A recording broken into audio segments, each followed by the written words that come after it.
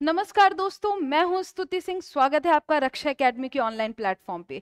जैसा कि आप सभी को पता है, ये एमपीजीके की एक ऐसी सीरीज है जिसमें हम ना केवल किसी एक एग्जाम पे फोकस करते हैं, बल्कि मध्य प्रदेश में होने वाले सभी एग्जाम्स के एमपीजीके को कवर करते हैं। आप सभी को पता है मेरी क्या है, दो सीरीज आती हैं। कौन सी? पहली तो एक कौन सी है, पहली हमारी है जिसमें हम लोग स्टैटिक एमपी पूरा लाइन से पढ़ रहे हैं टॉपिक वाइज, ठीक है। और दूसरी कौन सी है? दूसरी एमसीक्यू वाली सीरीज है जिसमें हम लोग पढ़े हुए टॉपिक्स के एमसीक्यू सॉल्व करते हैं। ये आपकी कौन सी सीरीज है? तो ये आपकी एमसीक्यू वाली सीरीज है। तो हम लोग देख लेते हैं पहले कि हम कौन कौन से एग्जाम्स को कवर कर रहे हैं इस सीरीज के थ्रू। तो सबसे पहले आप लोगों को पता है कि मध्य प्रदेश में दो संस्थाएं हैं जो कि मेनली सारे एग्जाम्स कराती हैं। कौन कौन सी? पहली तो है आपकी एमपीपीएससी और दूसरी कौन सी है?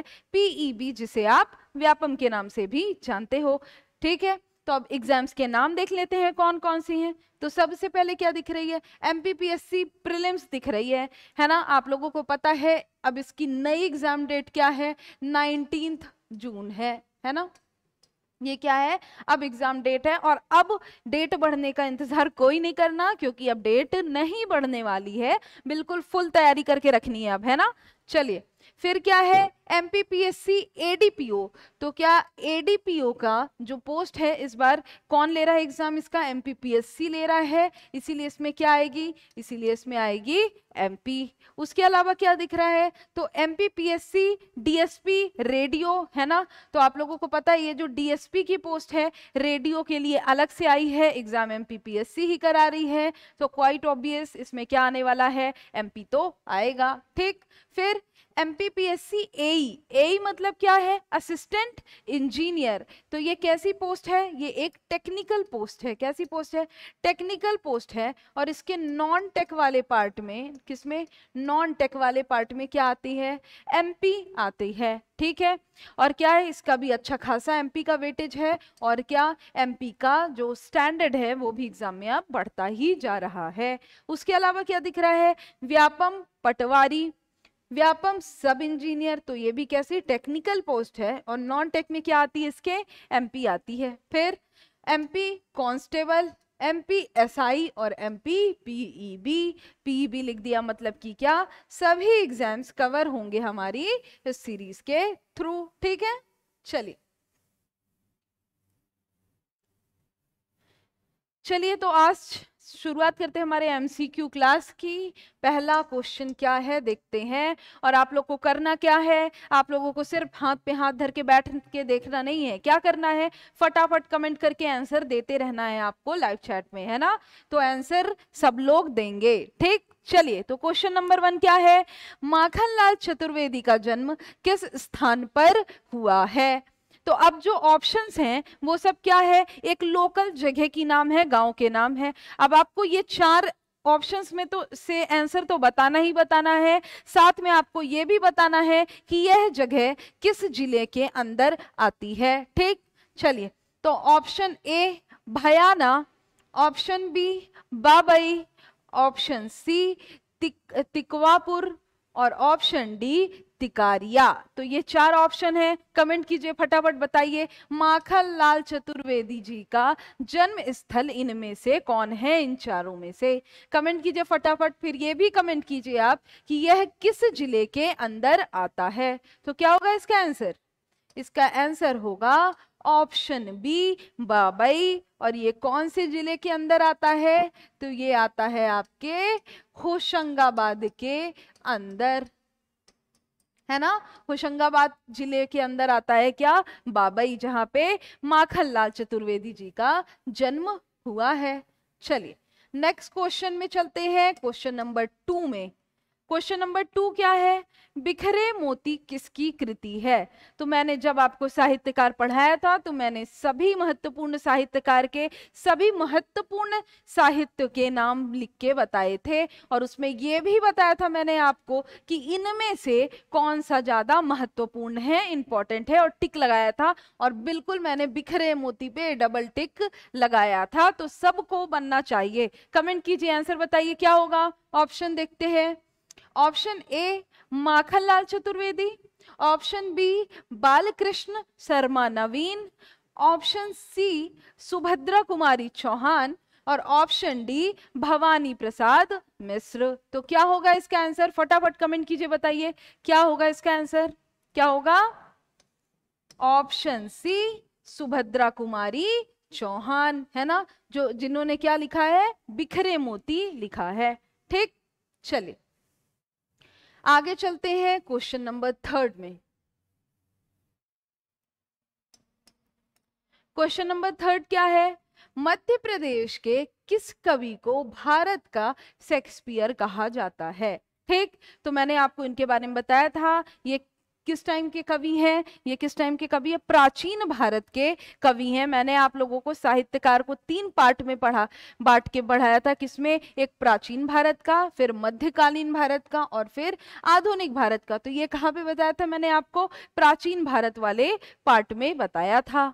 ठीक, ऑप्शन देखते हैं तो क्या क्या है ऑप्शन, तो option A Bhavabhuti, option B Bhartrihari, option C Makhanlal Chaturvedi और ऑप्शन डी कालिदास। तो फटाफट कमेंट कीजिए, बताइए क्या आंसर होगा इसमें से। मध्य प्रदेश के किस कवि को भारत का शेक्सपियर कहा जाता है? बहुत ही इंपॉर्टेंट है और बहुत ही इजी क्वेश्चन है, सबको बनना चाहिए ये।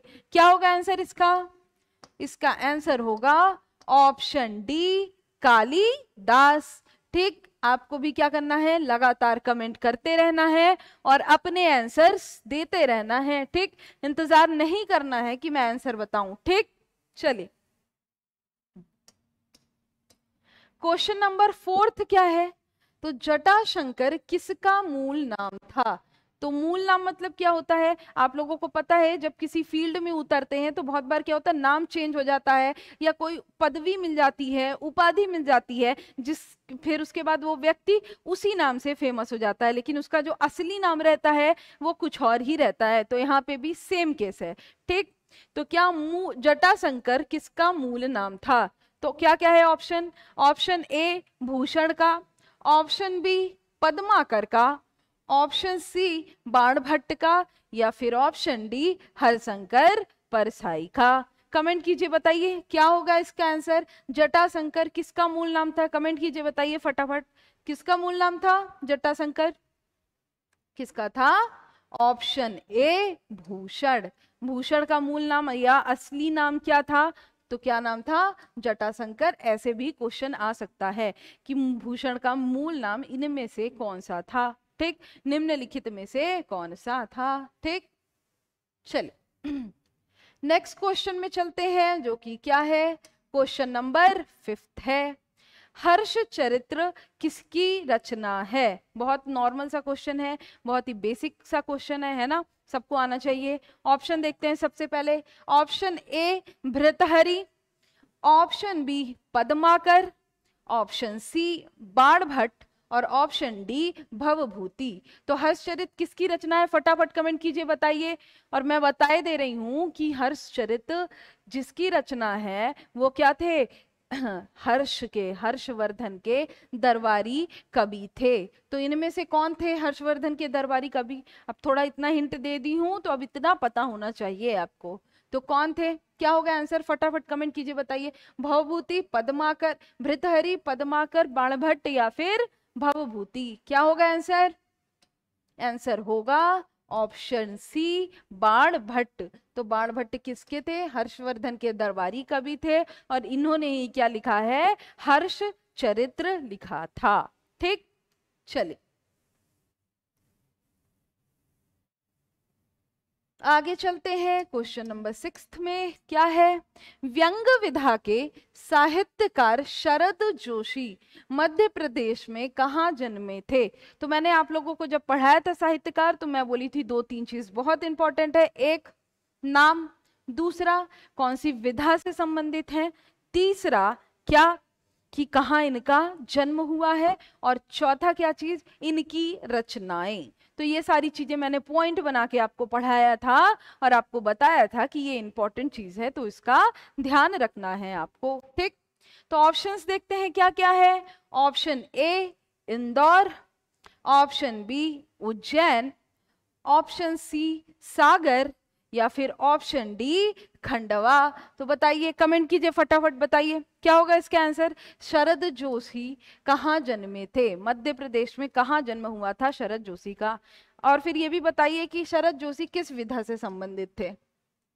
निबंध लेखन, और जैसे होते हैं रिपोर्टाज, डायरी, व्यंग, बहुत सारी होती ना विधाएं, तो यह किस विधा से संबंधित थे, शरद जोशी।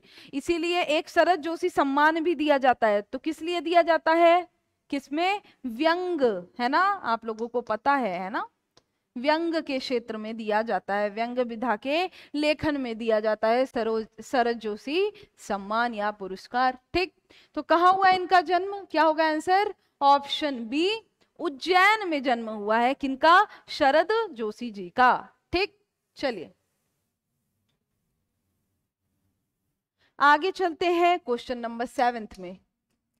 क्वेश्चन नंबर 7 क्या है, कुमार गंधर्व का वास्तविक नाम क्या था। ठीक, तो जैसे हम लोग अभी ऊपर नाम देखे हैं ना वास्तविक नाम, वैसे ये भी इनका भी यही सीन है कि इनका वास्तविक नाम क्या था। क्यों, क्योंकि कुमार गंधर्व इनका नाम बाद में रख दिया गया, पर इनका वास्तविक नाम क्या था वो बताना है। ठीक, ऑप्शन देखते हैं। Option A Shiva, option B Bhushan, option C Shivputra, और ऑप्शन डी गणेश। तो कमेंट कीजिए फटाफट, किसका, कुमार गंधर्व का नाम। मैंने आप लोगों को बताया हुआ है ना, लिखाया है, आप लोगों को पढ़ाया है।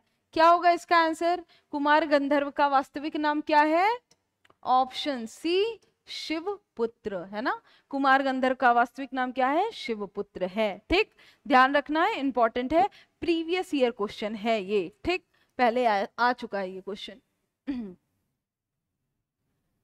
चलिए आगे चलते हैं किसमें, क्वेश्चन नंबर 8 में। क्वेश्चन नंबर 8 क्या है, मध्य प्रदेश के किस साहित्यकार को एक भारतीय आत्मा कहा जाता है। तो अगर किसी साहित्यकार को कोई स्पेशल उपाधि दी गई है तो वो भी अपने को पता होना चाहिए, या कुछ कहा जाता है तो वो भी हमें पता होना चाहिए। ठीक, ऑप्शंस देखते हैं। Option A Kalidas, option B Makhanlal Chaturvedi, या ऑप्शन सी भवानी प्रसाद मिश्र, या ऑप्शन डी बालकृष्ण शर्मा नवीन। क्या कहा जा रहा है, एक भारतीय आत्मा। तो इनमें से किसे बोला जाता है एक भारतीय आत्मा। ठीक, आंसर बताइए फटाफट, कमेंट कीजिए, बताइए एक भारतीय आत्मा इनमें से किसे कहा जाता है। क्या होगा इसका आंसर, इसका आंसर होगा ऑप्शन बी माखनलाल चतुर्वेदी। तो माखनलाल चतुर्वेदी को क्या कहा जाता है, क्या कहा जाता है, एक भारतीय आत्मा की उपाधि दी गई है। ठीक, कमेंट करते रहना है, आंसर देते रहना है। ठीक है, शांति से बैठ के देखना नहीं है सिर्फ। ठीक, चलिए आगे चलते हैं नेक्स्ट क्वेश्चन में, जो कि क्या है, क्वेश्चन नंबर 9 है। ठीक, तो क्वेश्चन नंबर 9 क्या है, विष्णु चिंचालकर, क्या नाम है, विष्णु चिंचालकर। ठीक है, कौन थे, ठीक है, किस विधा से संबंधित थे, ये पूछने का अर्थ है। ठीक, तो ऑप्शन क्या क्या है, ऑप्शन ए चित्रकार थे, ऑप्शन बी शिल्पकार थे, ऑप्शन सी कहानीकार थे, या फिर ऑप्शन डी साहित्यकार थे। तो विष्णु चिंचालकर, आप लोगों को बताया था मैंने इनके बारे में, और मैंने बोला था बहुत इंपॉर्टेंट है, याद रखिएगा। तो किस चीज से संबंधित है, किस फील्ड से संबंधित है ये, कमेंट कीजिए, बताइए किससे संबंधित है। चित्रकार थे ये, क्या थे, चित्रकार थे। कौन, विष्णु चिंचालकर। ठीक, याद रखना है, बहुत इंपॉर्टेंट है। चलिए आगे चलते हैं। क्वेश्चन नंबर 10 में चलते हैं। क्वेश्चन नंबर 10 क्या है, काठ का सपना किसकी कृति है। मतलब कि काठ का सपना जो साहित्य है वो किसने लिखा है। ठीक, किसकी कृति है, मतलब किसने लिखा है, इसके लेखक कौन है। तो option A Gajanan Madhav Muktibodh, option B Balkrishna Sharma Naveen, option C Pandit Bhawani Prasad Mishra, या ऑप्शन डी हरिशंकर परसाई। तो काठ का सपना किससे संबंधित है, फटाफट कमेंट कीजिए, बताइए काठ का सपना किसने लिखा है। है ना, आपको बताया था मैंने, और इस पे डबल टिक भी लगाया था मैंने कि इंपॉर्टेंट है, याद रखिए। क्योंकि मैंने जो भी साहित्य रचनाएं बताई थी साहित्यकारों की, तो मैंने ये भी बोला था कि मैं ये बता देती हूँ कौन सी ज्यादा महत्वपूर्ण है, अति महत्वपूर्ण है। तो काठ के सपना में मैंने टिक लगाया था। क्या होगा आंसर? इसका आंसर होगा ऑप्शन ए, गजानन माधव मुक्तिबोध। तो गजानन माधव मुक्तिबोध ने क्या लिखा है? काठ का सपना साहित्य लिखा है। ठीक, तो ये क्या हो गया आपका क्वेश्चन नंबर 10 हो गया। नेक्स्ट क्वेश्चन देखते हैं। 1 मिनट पानी पी लूं मैं, फिर अपन नेक्स्ट क्वेश्चन देखते हैं।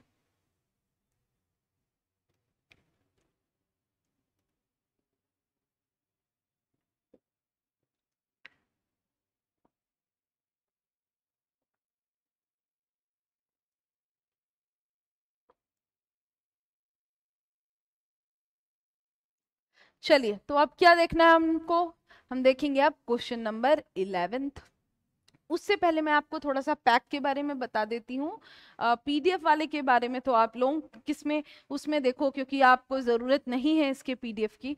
तो मैं आपको क्या बता देती हूँ, अभी एग्ज़ाम की डेट बढ़ चुकी है, तो आप अभी भी तैयारी कर सकते हो। अगर आपने तैयारी नहीं शुरू की है तो हमने एक नया कोर्स लॉन्च किया है। इसका नाम क्या है? समर्पण बैच या समर्पण कोर्स। ठीक, इसमें क्या है? इसमें प्री प्लस मेंस का कोर्स है। इसमें प्री भी है और मेंस भी है। ठीक, और इसकी प्राइस कितनी रखी गई है? तो इसकी प्राइस रखी गई है सिर्फ कितनी?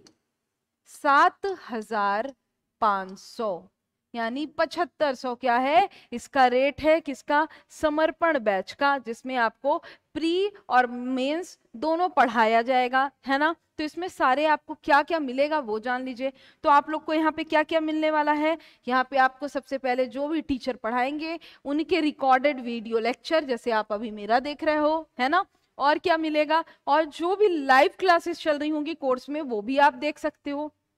प्लस और क्या देखने को मिलेगा आपको? तो इसमें क्या है, जो भी आपको पढ़ाया जा रहा है उस सब के क्या आपको पीडीएफ नोट्स आपको यहीं पर मिलेंगे, बिल्कुल फ्री ऑफ कॉस्ट। इसके लिए आप अलग से कुछ पे नहीं करोगे। ठीक, तो आपको सारे टीचर्स के हैंड रिटन, जिसने हैंड रिटन पढ़ाया है, जिसमें आपको इस फॉर्म में पढ़ाया है पीपीटी फॉर्म में, तो उसी का पीडीएफ आपको सब कुछ यहीं पर मिलेगा। किसमें? समर्पण बैच परचेस करने पे। अभी तक इसका रेट कितना था? इसका रेट था अभी तक 9,999। तो अभी क्या है, रेट डिक्रीज हुआ है थोड़े टाइम के लिए। तो क्या है, अगर आपको जरूरत है, आपको लगता है कि आपको कोर्स की जरूरत है, तो जल्दी से जल्दी परचेस करिए, लेट मत कीजिए। क्यों? क्योंकि फिर रेट इंक्रीज होगा और रेट कितना हो जाएगा? 9,999 हो जाएगा। ठीक, चलिए आगे चलते हैं हमारे नेक्स्ट क्वेश्चन में, जो कि क्या है? क्वेश्चन नंबर 11 है। क्या है? पद्माकर का जन्म मध्य प्रदेश के किस जिले में हुआ था? तो कवि पद्माकर का जन्म कहाँ पे हुआ था? ऑप्शंस देखिए। ऑप्शन ए जबलपुर में, ऑप्शन बी इंदौर में, ऑप्शन सी सागर में, या फिर ऑप्शन डी खंडवा में। तो पद्माकर का जन्म मध्य प्रदेश के किस स्थान पे हुआ था? फटाफट कमेंट कीजिए और आंसर बताइए मेरे को। क्या होगा? क्या होगा इसका आंसर? क्या होगा? ऑप्शन सी सागर। पद्माकर का जन्म कहाँ हुआ है? पद्माकर का जन्म हुआ है मध्य प्रदेश के सागर जिले में। ठीक, चलिए आगे चलते हैं नेक्स्ट क्वेश्चन में, जो कि क्या है? क्वेश्चन नंबर 12 है वो। ठीक, चलिए क्वेश्चन नंबर 12। ईसुरी मध्य प्रदेश के किस क्षेत्र के लोक साहित्य के कवि हैं? तो आप लोगों को मैंने सिर्फ प्राचीन, मध्यकालीन और क्या आधुनिक भारत के अलग अलग करके इतिहासकार नहीं बताया था, एक और बनाया था, क्या? लोक साहित्यकार। ठीक, तो इनके नाम भी बताए थे मैंने आपको। तो इसमें आपको ईसुरी का नाम देखने को मिला था। अब आपको बताना है ये मध्य प्रदेश के किस क्षेत्र से संबंधित हैं। तो ऑप्शन ए बघेलखंड से, ऑप्शन बी मालवा से, ऑप्शन सी निवाड़ से, या ऑप्शन डी बुंदेलखंड से। तो कमेंट कीजिए फटाफट क्या आंसर होगा, किस क्षेत्र से संबंधित है, सबको पता होना चाहिए ना, क्योंकि ज्यादातर मैंने जो लोक साहित्यकार बताया एक ही क्षेत्र से थे, तो कंफ्यूजन वाली कोई बात ही नहीं है। आंसर क्या होगा, ऑप्शन डी बुंदेलखंड, है ना। तो ये सभी, ये ईश्वरी कहाँ से संबंधित थे, मध्य प्रदेश के बुंदेलखंड से संबंधित थे। ठीक, चलिए क्वेश्चन नंबर 13। तो क्वेश्चन नंबर 13 क्या है, कामायनी एक पुनर्विचार के रचनाकार कौन है। मतलब कामायनी एक पुनर्विचार किसने लिखा है। अब आपको कंफ्यूज नहीं होना है, सिर्फ कामायनी नहीं लिखा है। अगर सिर्फ कामायनी लिखा होता तो कौन है इसके रचनाकार, जयशंकर प्रसाद जी हैं। इसीलिए सबसे पहले एलिमिनेट ये हो जाता है, क्यों, क्योंकि क्या नाम है, कामायनी एक पुनर्विचार। तो अब आपके पास ऑप्शंस 3 बचे हैं, कौन कौन से, गजानन माधव मुक्तिबोध, सुभद्रा कुमारी चौहान, और तीसरा कौन सा, भवानी प्रसाद मिश्र। रचना की नाम क्या है, रचना का नाम है कामायनी एक पुनर्विचार। तो क्या आंसर होगा इसका, सबसे पहले ये तो एलिमिनेट हो चुके हैं, ये है ही नहीं ऑप्शन में, है ना। नहीं तो कामायनी लिखा होता तो जयशंकर प्रसाद आंसर होते। क्या होगा इसका answer, option B Gajanan Madhav Muktibodh. ठीक, तो कामायनी एक पुनर्विचार किसने लिखा है, गजानन माधव मुक्तिबोध ने लिखा है। ठीक, चलिए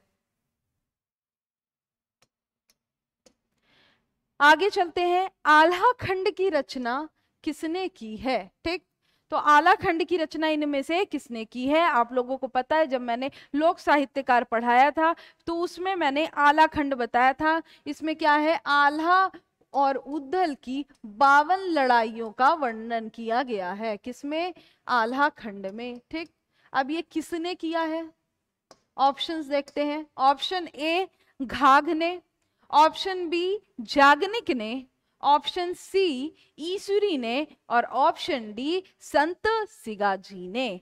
तो अब ये आल्हा उद्दल किस खंड से संबंधित है, पहले ये बताइए। बुंदेलखंड की बात हो गई ना, ये